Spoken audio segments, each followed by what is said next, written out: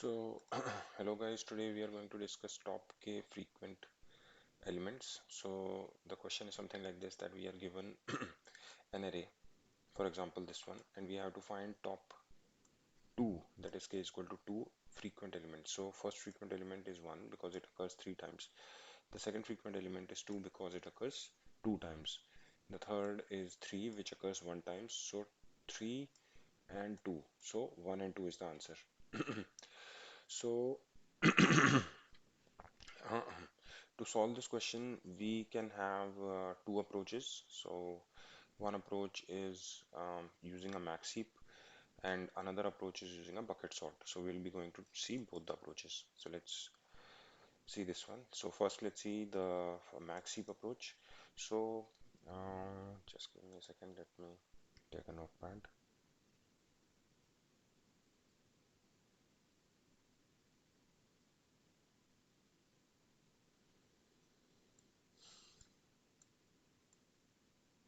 Okay. So we have the elements as 1, 1, 1, 2, 2, and 3. So now we'll take a hash map, that is unordered map uh, in C++, and we'll store the frequency of the element. So the unordered map will be something like this. So in the key in the unordered map will be the element and value will be the count. So it will be something like the 1 occurs 3 times, then 2 occurs 2 times, and then 3 occurs 1 time. So this will be something the unordered map looks like. Now, what we'll do is we'll take a max heap and we'll uh, insert the count as a key and the like this element as a value. So in the max heap, we'll have something like 3 and 1. Then we'll have, since max heap is a balanced binary tree, we'll have 2 and 2, and here we'll have 1 and 3. So if you see here, this key is this value from the unordered map is taken as a key in the max heap. This uh, value from the unordered map is taken as a key in the max heap, and then this value in this above unordered map is taken as a key in the max heap. So we just do the reverse. Then we pop the max heap for k elements. So since k is 2, so one for first time when we pop, we get this one, so the output becomes 1. For second time when we pop the max heap, so after popping the max heap becomes something like this, 2, 2, and maybe 1, 1. And then the second time we pop the max heap, the output becomes 1 comma 2, and the content of the max heap will remain 1 and 1. So this is the output. But the problem in this approach is that since max heap is a balanced binary tree, it will have a complexity of log n whenever we insert a new element. So since we know that in max heap we insert the element at the bottom, so we if max heap is something like this full here, then we'll always insert the element here. And if this element is the maximum, let's suppose we inserted element 100 here, and sorry, and 110 something, that 10 occurs 100 times, then we have to rebalance this balanced binary tree max heap so that 100 will reach the top. So every insertion might have a complexity of log n.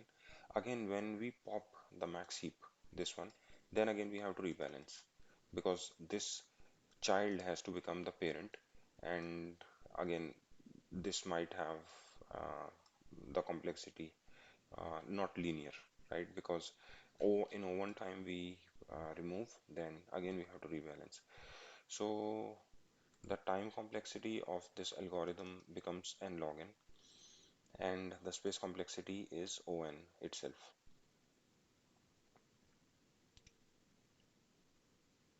Okay, so this is the code. So first of all, after getting nums, we created an ordered map where key is the number, value is the count. Then we store the count as first element in the max heap and key as the second element in the max heap. So we have taken the priority queue int pair, and we have pushed the second of the unordered map at the first place and first a second. And then finally we pop the top k elements. So we go into the for loop until I is smaller than k, we just pop, and then we push into the output and we return. So this solution works. Now we'll see the second solution, which is called the bucket sort. So for the bucket sort, let's take this example. So in this example, if we can see, there are two elements, one which occurs two times and 10 which occurs two times. So similar to the above approach, we will create an ordered map, that is hash map, of the element and the count. So 1 occurs two times, 10 occurs two times, and all the rest of elements occurred one time. Then in this approach, we'll take a bucket that is a 2D vector or a 2D array whose size will be nums, size of this nums plus 1. So why this size? We'll also discuss that. So since the size of nums is 10, so we'll take the bucket of size 11, something as this. This is a 2D array. Then what we'll do is we will keep on inserting um, the count at the element index. So the count becomes, oh sorry, so the count becomes index and you have to insert the element. So here count is 2, we'll insert 1 at 2. Then here count is 2, so we'll take index as 2 and we'll insert 10 here.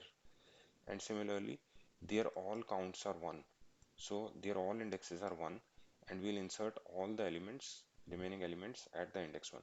So actually, if we see what this bucket looks like, this this bottom two, these indexes means that the number of times element has occurred. So 1 has occurred two times, 10 has occurred two times. If we have any other element which has occurred four times or five times, this might have come here. So this is actually all the elements are sorted in reverse order of occurrence, max occurrence. So if any element has occurred 10 times, it might have came here. And then finally what we do is we start popping the elements from this bucket in the reverse manner. Now we traverse bucket from back and we pop the elements, because let's suppose we had an element uh, 66 which occurred 10 times. So in that case the count would be the index, that is it will be 10 times, and we have placed it here. So now we will first, so since we need only two elements, we will pop the first element from the back, which will be maybe 1 or 10, and then we'll pop the second element which is at index 2, so which will be 10, and then this particular slot in the bucket becomes empty. If we need the third element, then we'll go to uh, the previous indexes and so on. And so when the out size becomes equal to k, that is k was 2 here, we have to return. So let's see the code. So it's very similar to the above code where we have the unordered map. Then we create a bucket. So bucket size is nums plus 1. And what we store is we store the second of the unordered map, which is the count, as an index, like in the index, and we push back the first. The first was the element. Then we have to traverse the bucket from back and return the k elements. So uh, like this is the last index of the bucket, since till greater than 0 and minus minus. And for a particular bucket, for example bucket 10, if we have any one element in the bucket 10, we'll go inside. So since we do not have, we'll go in bucket 2.